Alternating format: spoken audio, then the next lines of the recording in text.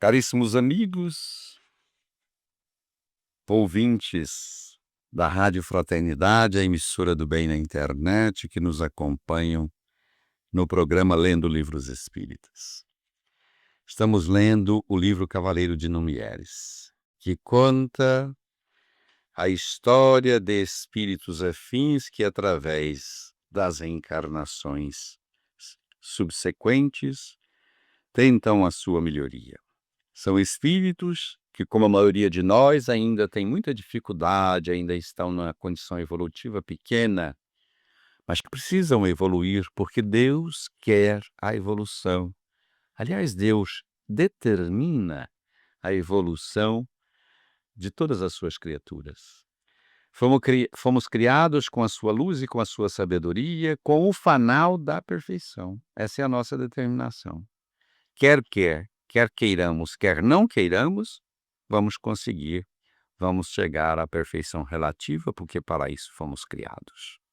E é por isso a razão de tantos sofrimentos nas nossas vidas. Mas hoje nós vamos ler o capítulo 5º, em que o Espírito Charles intitulou A Fuga. Percebem os meus irmãos que nós estamos agora na parte do livro em que vai determinar realmente a opção dos espíritos, se seguir o caminho do bem, os espíritos dessa trama, obviamente, se seguir o caminho do bem, com a consequente alegria e a plenitude, a felicidade, ou se seguir o caminho equivocado, com as consequências da infelicidade e do sofrimento. Capítulo 5º, A Fuga. A ceia terminou sob disfarçado constrangimento dos comensais. Henry bebera mais do que o habitual e não pronunciara senão pequenos monossílabos durante o repasto. Entretanto, Bertie mostrou-se atenciosa e afável para com ele, o que a pouco e pouco pareceu serená-lo. Luiz Frederic ouvia a formosa pregação evangélica do pastor de almas ali presente e, de quando em vez, solicitava esclarecimentos sobre o assunto. Talvez no intuito de levantar o interesse para a conversação, assim corrigindo o constrangimento que pesava na atmosfera doméstica, talvez sentindo real interesse pelas doces falas evangélicas. Quem o observasse, porém, notaria que suas mãos tremiam ao segurar o canjirão de cerveja e que suas faces se tornaram visivelmente pálidas. Terminado que fora o repasto, Henry Numieres solicitou licença a padre Rômulo e a seus pais, pretextando fadiga, e retirou-se sem mesmo cumprimentar as demais pessoas presentes. Bertie acompanhou-a, enlaçando-o pela cintura ternamente, como fora hábito desde os esponsais. Impressionado com a advertência do velho sacerdote horas antes, Luiz deixou passar alguns minutos e dirigiu-se ao velho casal Numieres. Minha boa ama, meu caro pai Arnaud, deixarei vossa hospitaleira casa amanhã definitivamente. Marie olhou surpreendida, não percebendo a pungente melancolia com que a despedida era anunciada, e protestou. Como assim, senhor? Prometeste demorar conosco até o fim do verão, somente regressando ao entrar o outono. Senhora, Deus é testemunha de que eu viveria entre vós qual filho obediente e feliz. Mas não sendo a possível realização de tal sonho, despeço-me agora antes que as forças me faltem para fazê-lo mais tarde. Ficai, Senhor, De trem pouco poderemos resgatar o castelo para vós. A quantia que temos ajuntado estará completa em poucos meses, disse Arnaud. Luís sorriu tristemente ao antigo servo de seu pai, como agradecido pela prova de afeição recebida, e continuou. Encontro-me convosco há 3 longos meses, e quanto mais me demorar, mais penosa me tornará a partida. Ao demais, como intendente do senhor conde de Pracontal, tenho deveres a desempenhar junto dele, e uma ausência muito prolongada talvez não seja aconselhável. Partirei, pois, para Stanisburger amanhã e depois para Bruges, levando a mais doce recordação dos dias felizes passados sob o vosso mando. Sim, concordou o velho pastor de almas. Se temos deveres a cumprir, mal será se o negligenciarmos. Eis, no entanto, que Tom chegara a fim de acompanhar seu pai adotivo no retorno ao presbitério, pois a noite estava escura e a caminhada não era curta. E em breve a paz da noite estendeu seu manto de silêncio sobre a próspera Quinta no Mieres. No dia seguinte, pela manhã, Luís saíra a levar as despedidas aos amigos aldeões, demorando-se no presbitério parte do dia e ali mesmo almoçando.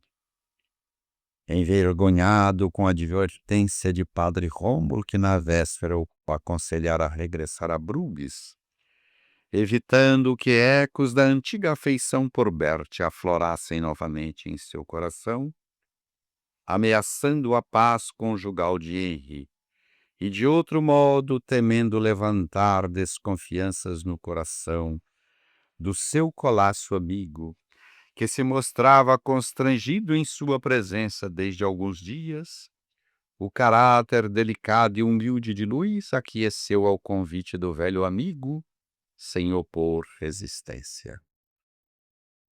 À tarde dispusera as próprias bagagens e encaixotara os quadros que pintara, e despedindo-se da ama e de Arnaud por entre lágrimas, partiu para o castelo.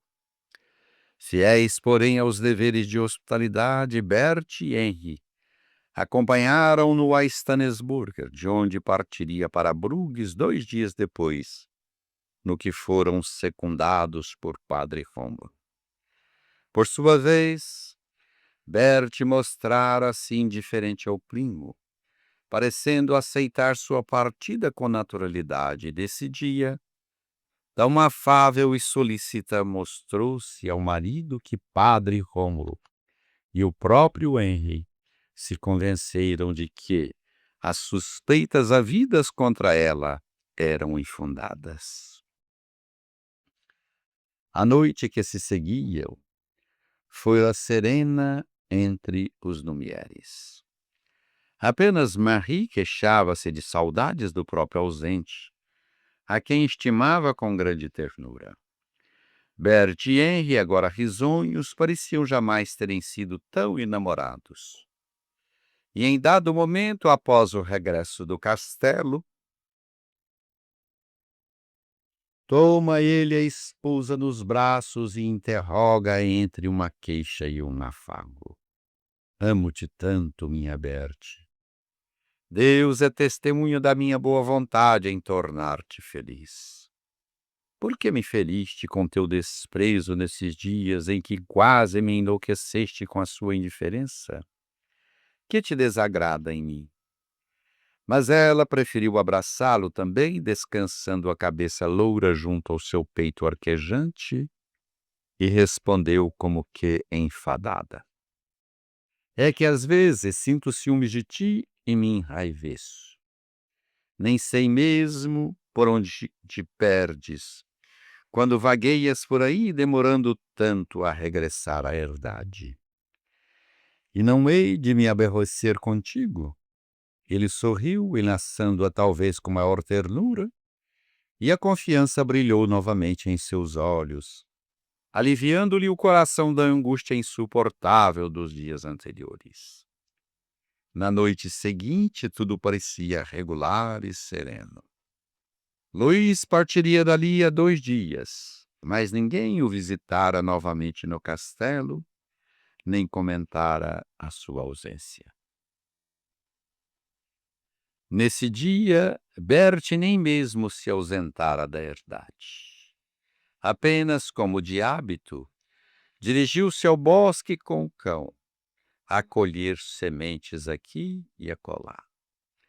A ceia mostrara-se risonha e travessa, à ceia, fazendo rir o marido e seus pais com 1000 graças de que era portadora, e ela própria preparara os 2 canjirões de cerveja e os servira à mesa, o que muito desvaneceu os 3 dedicados corações. Mas Henry sentiu-se subitamente sonolento, participando que se recolheria mais cedo. Dentro em pouco, os pais imitaram-no procurando leite. E em breve o silêncio dominou a casa e as luzes se apagaram completamente. Pela manhã, o cavaleiro de Numieres despertou, verificando que estranho mal-estar lhe proçava o ânimo e os nervos. Um sabor amargo no paladar indicava que talvez tivesse febre, e dor aguda na fronte tonteava-lhe o cérebro, tornando confusas suas ideias. Olhou em derredor e verificou que a janela do aposento encontrava-se aberta. Uma rajada de sol entrava por ela, dourando o soalho. Investigou o leito da esposa posto ao lado do seu. Estava intacto. Então pensou consigo mesmo. Minha Bertie levantou-se mais cedo, refez o leito e eu ainda estava a dormir. Na verdade, deve estar doente por dormir até agora. Entretanto, saltou do leito com presteza e procurou vestir-se. Confiado na rigidez da própria força física, dirigindo-se para a porta a fim de descer à sala à procura das pessoas da casa, para que lhe servissem a primeira refeição. Mas subitamente ouve que sua mãe bate à porta do quarto, com força, enquanto que com voz amável, mas inquieta, advertia: Henry, meu filho, desperta, que sono tão pesado tens hoje? O dia já vai alto. Bert, Bert, por Deus, por que não despertais hoje? Pois são horas do segundo almoço já. Surpreso, ele precipitou-se para a porta, verificando que se encontrava fechada pelo lado de dentro. Abriu-a com precipitação, interrogando desabrido a sua mãe. Onde está Bert? Onde está ela? Pois deve estar contigo a dormir. Ainda não se levantou. Oh, mas ela não está aqui, ela levantou-se. Mas não se levantou. A porta tinha o ferrolho corrido pelo lado de dentro. Entraram ambos aflitos e surpresos. Chegaram à janela que permanecia aberta. Os vidros se mostravam corridos para cima. Que significa isso? Inquiriu a si mesmo, em voz alta, inquieto e aturdido, não podendo coordenar as impressões que lhe assomavam o coração. E sem mais atender a sua mãe, que bradava por ele, desceu as escadas em atropelos, chamando Bert pelo nome. Procurou-o então por toda a casa. Transpôs os pátios, dirigiu-se aos campos, aos pomares, aos bosques e atônitos. Os trabalhadores viram que o amo corria daqui para ali como que alucinado, chamando pela esposa, enquanto pelas cercanias o nome tão amado era repetido pelo eco, até perder-se na última quebrada dos montes, como um adeus supremo a uma felicidade que para sempre se perdia. Bert, Bert, onde está Bert? Gritava ele. Talvez tivesse ido à missa, ao presbitério, e se entretivesse ornamentando os altares. Lembrou Marie, pálida e tremente. Ele tomou do cavalo, selou afoitamente, auxiliado pelo tratador, e dirigiu-se a galope à residência do padre Rômulo, com as ideias confusas, o coração alarmado pela angústia, a mente atropelada por pressentimentos exasperadores. Mas Bert não assistirá à missa, não comparecer a um presbitério, não ornamentar altares. Então Henry perlustrou por toda a aldeia à sua procura. Visitou as quintas e os casais vizinhos indagando por ela, e atônita a população de Numieres, de Fontaine de Stannisburger, se inteirara de que Bert de Somerville Numieres desaparecera da herdade de seu marido, porque este a procurava em desespero por todos os recantos das 3 aldeias, chamando-a pelo nome como se houvera acometido de um acesso de loucura. Bert, Bert, onde estás, querida Bert? Gritava como que alucinado. E nesse dia, por toda a tarde e até ao anoitecer, ele não regressara a casa e nem sequer se alimentara, e se embebedara pela primeira vez. Muito bem, queridos ouvintes, encerramos assim a leitura da segunda parte do livro O Cavaleiro de Numieres.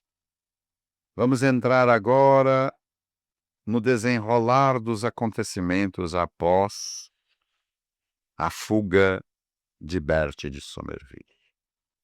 Vamos observar então no desenrolar doravante da história de que mais uma vez Bert de Somerville, o Ruth Carolina de La Chapelle, este espírito infeliz, pelos seus atos infelizes, mais uma vez não ouviu o sino do amor através dos conselhos do seu irmão querido, agora na personalidade do Padre Tom, e que outrora fora Carlos Felipe II, que buscava aconselhá-la para a posição digna e a honradez.